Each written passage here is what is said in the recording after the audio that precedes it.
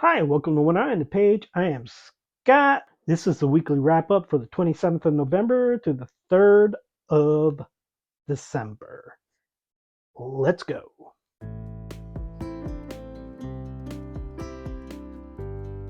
I finished 4 books this week. The first book I finished was Wildwood Road by Christopher Golden. This is one that you may remember. I essentially have been reading for practically 2 months. I started it around the 1st October. It was one of the books I picked for my Halloween TBR, and it is the last book I finished of those. I DNF'd one. I didn't get a lot out of it. It wasn't a bad book, but it just never really grasped me. And some of that may have to do with the fact that I took so long to finish it. I really dragged this book out. Uh, I didn't particularly care for the characters too much, and I have read Christopher Golden before. Now, I've read a collection of short stories. I have read novelizations that he's done. He's done Buffy the Vampire Slayer novelizations before. He is one of the co-writers of, I believe, the Slayers audiobook that is one of the most popular books on Audible right now. I have not listened to it, but I may at some point. So he is a good writer. I have enjoyed him, although I would never say that he is one of my favorite writers. He does good work. This one just didn't really do anything for me. This is going to be one of those books in which, if you were to ask me a month from now, what was it about? I would probably have to open up the flap and go, oh, yeah, this guy and his wife come home from a party, but before they get home, he sees this girl on the road, and it's just like, okay, I don't have a lot to say about it. I finished it. That's all I can really say about it. I'm going to give it a 3 because it's kind of just it's in the middle there. It's not offensive. It's not bad. It's just there's really nothing that stands out about it. The next book that I finished, really, that's all I can say about it. One of the next books I finished was The Bell Jar by Sylvia Plath. Never have read this book before. Finally got around to it. It was good, but not great. Not to me. I just don't think it spoke to me as much. I think it was a good trip into mental health issues. I just, it didn't really pull me in, and I have to be honest, and I know this isn't probably I should say, but Esther just annoyed me. She's one, yeah, she has these mental issues, but also she's just a superficial kind of mean girl too. Every not everything, but she keeps talking about people's looks and their height and stuff, and it's like, I mean, okay, yeah, you have these problems, but you're also kind of a dick. So that kind of colored me a little bit on Esther, uh, and I think that the book also showed me I'm not the best person when it comes to other people's mental health issues because I'm always like, okay, but do you need to be a dick? And it's like, yeah, they probably sometimes don't have any control over the situation. But I do think it was a good insight into the mental health world, especially what it used to be like. But I don't feel like I ever really connected with Esther. I mean, and part of that makes sense. She's a girl in like what 70 or so years ago, and living a life that I don't have any experience with. But I just feel like I enjoy books about mental health. Enjoy, probably not the word I mean to use, but I guess enjoy. I will go with books about mental health that I'm able to connect with a little bit more. And I just don't feel like I was able to connect with this. I think it was very well written. I think it was a good book.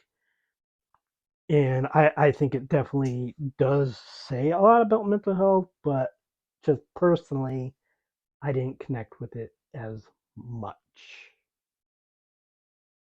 I'm going to give it a 3.5. I'm going to give it a heavy 3.5, but it doesn't quite reach 4 for me. Okay, the next book that I finished was Brother by Ania Ahlborn. It is an extreme horror book that I read for a video I'm doing about extreme horror books. I read 5 extreme horror books and just talked about them. I just recorded a video about that, so I won't get too much into it, but it's about a family of serial killers, and one of the family, a young man named Michael, he is involved in it, although he doesn't personally kill anybody. He gets rid of bodies, but he doesn't really feel the family business, and he kind of wants out. But one, it's not really an extreme horror novel. There's nothing extreme about this. There is, as I said in the video about the extreme horror books, this book had a lot of potential to really up the extreme horror, and it just didn't do it. But it also just isn't a very good book. A lot of motivations for characters, a lot of backstory that could have been in there isn't there. The one character where we do see a lot of motivation, I feel like everybody should have seen his motivation, and anything that he did shouldn't have surprised anybody. A lot of this book just relies on Michael, the main character, being really, really dumb, but then not being dumb. So yeah, I didn't like it. It wasn't the worst extreme horror book that I read. That would be Girl Flesh. But I'm going to give this one a 2 star. The last book I finished was Boy by Roald Dahl. It is basically a collection of remembrances of his youth. You know, has like when he was in kindergarten, when he was in boarding school, just little stories here and there about growing up, going to school. It was amusing. It's a Roald Dahl book. I think that it probably would have been more interesting if it was more cohesive. I mean, he does admit that there's a lot of his youth that he doesn't remember, especially like the first 8 years or so. But the stories are interesting, but I don't feel like there was a lot of cohesiveness to it. But it was a quick, fun read, 3.5 stars. So yeah, that that finishes me up for November. Also, I finished 24 books in November, and I will do a video ranking all those from worst to first. But it also puts me in an interesting position because at this point I have read 178 books for 2023. And I almost feel like I need to reach 200 books. Like if I was at 170 books, and I was like, I would have to read 30 books to get to 200. No way I'm doing that. But I feel like I can reach 200 at 178 because I have to read 22 books, and I've read 22 or more books 3 times this year. I've also had some months where I've read 9 books or 10 books, but also December is also a pretty busy month for me.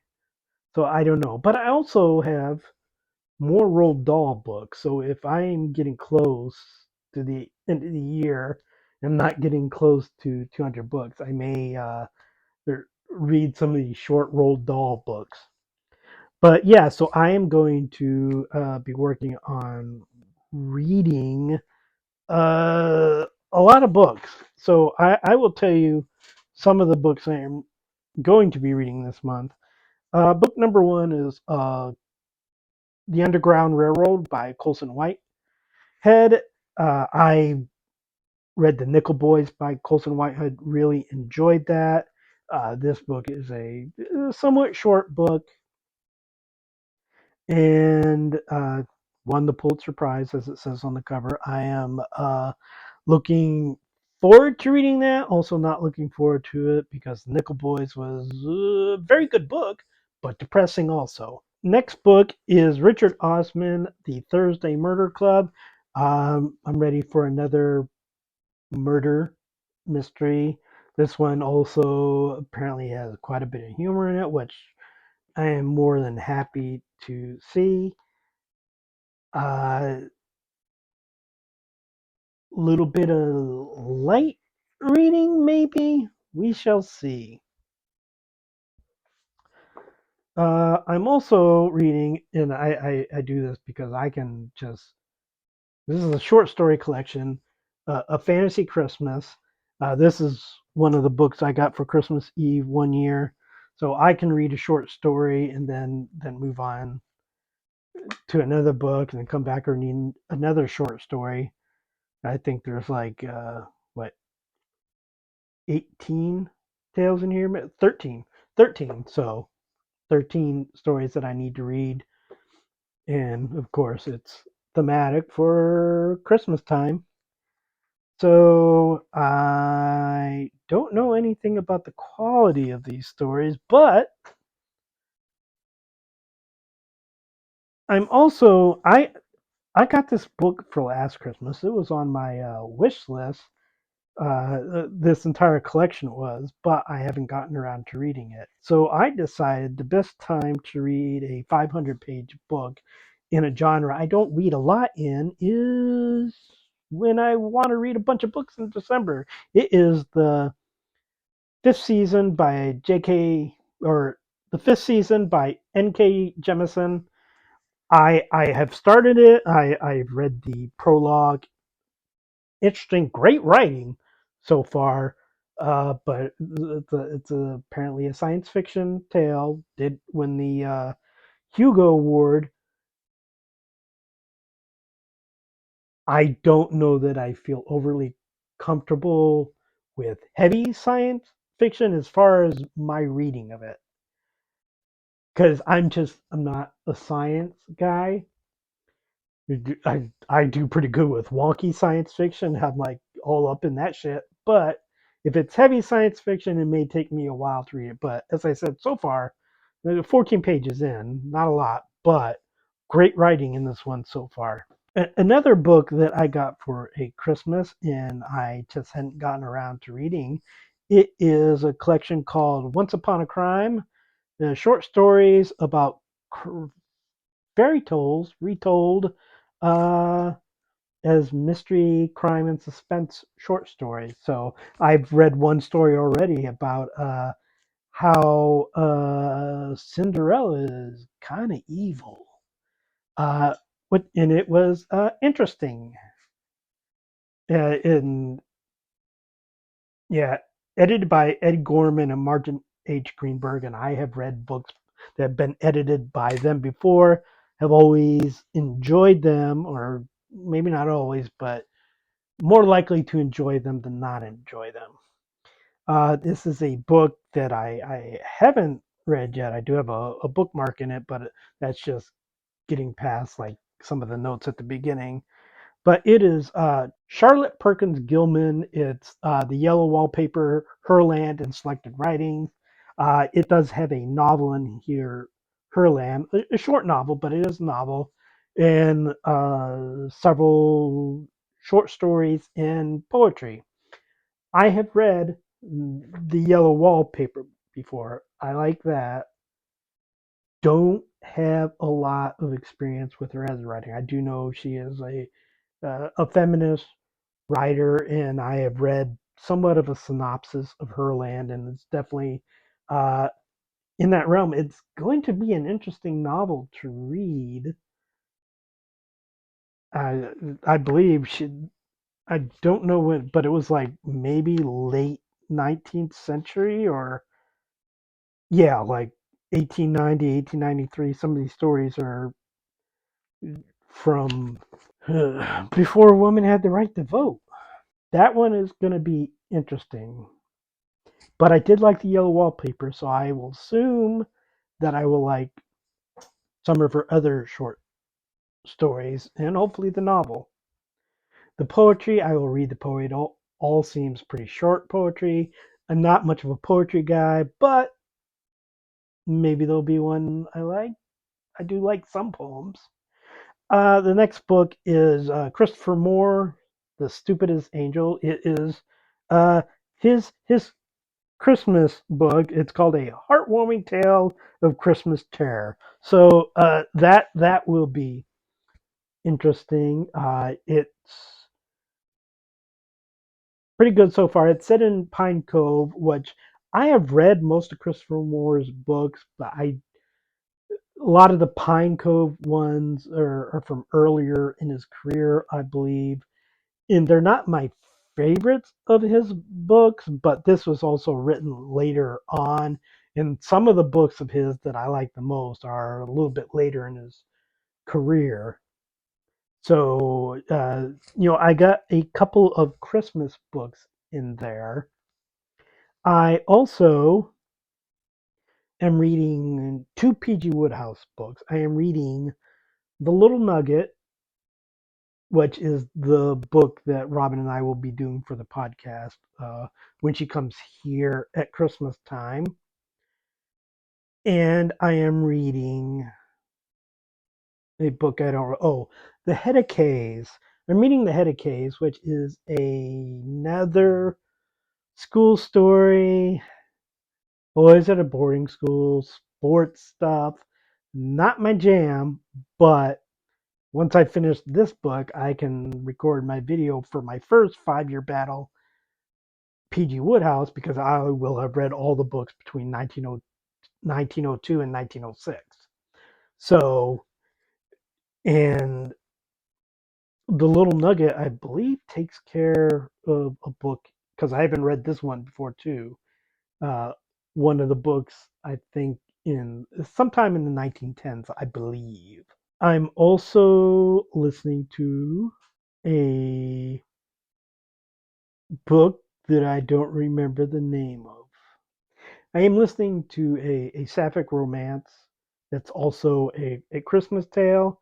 It's I will display what it is while I'm here, but I can't remember it right now because as you can see, I have a lot of books all over the place.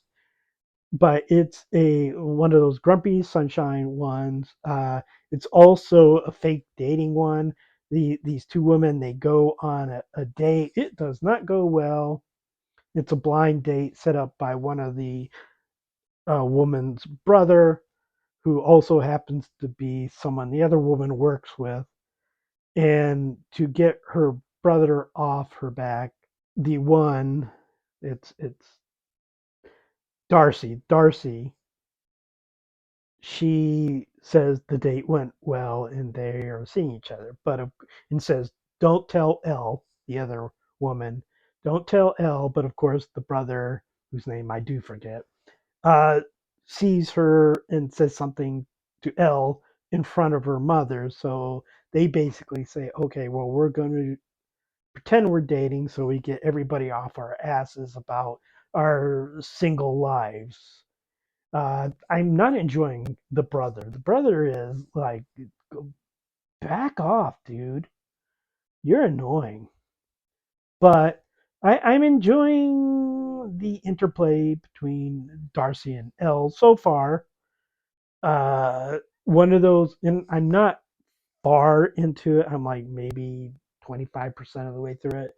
One of those ones where it's interesting, but if I were to pose the question at the end of the book, will this couple stay together? Because I'm pretty sure they're going to get together, obviously. I don't know, at least not right now, but not a definite no. So, uh, but yeah, that is what I'm reading in December on my path to 200. Why do I have to hit 200? Because the thought of hitting 197 or 193 just triggers me somehow. It's there's something wrong with me, so I feel like I have to hit 200. I talked to Robin today, and she said she was maybe going to set her goal for next year at 107, and I just like, no, you can't do that.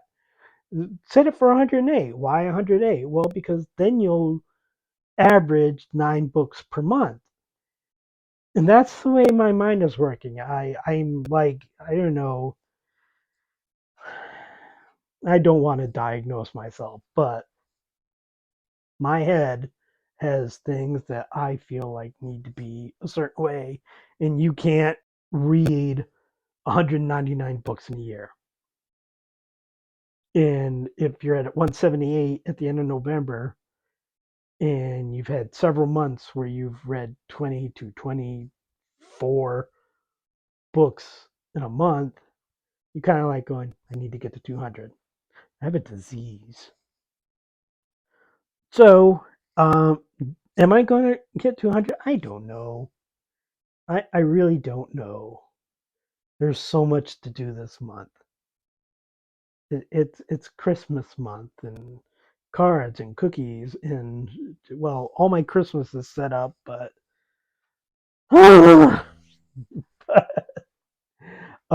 but that is it for this week. Please like and subscribe, leave a comment, and I will talk to you next time.